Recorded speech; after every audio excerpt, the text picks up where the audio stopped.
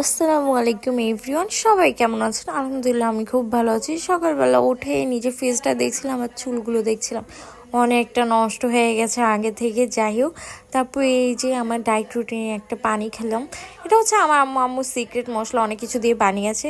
এই তারপরে আম্মু একটু স্ন্যাক্স বানালো আমাদের জন্য সকালবেলা। এটা দিয়ে আমি সিম দিয়ে, আম্মু কালকে সিম রান্না করেছে রাতেবেলা, ওইটা দিয়ে খেয়েছিলাম। তারপর এই যে গরম গরম চা না খেলে তো আমার দিনই চলে না।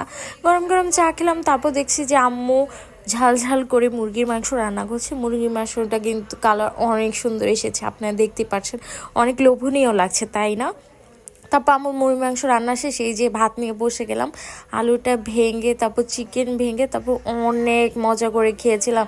মাশাল্লাহ মাশাল্লাহ, ঝাল ঝাল খাচ্ছিলাম আর অনেক ভাল লাগছিল।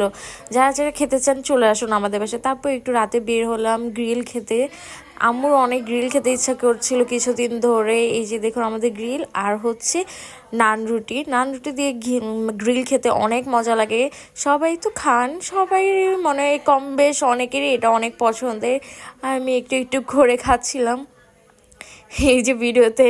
আর আমার বোনকে বলছিলাম আয় আয় তুই ভিডিও কর আমার সাথে, আমি খাচ্ছি।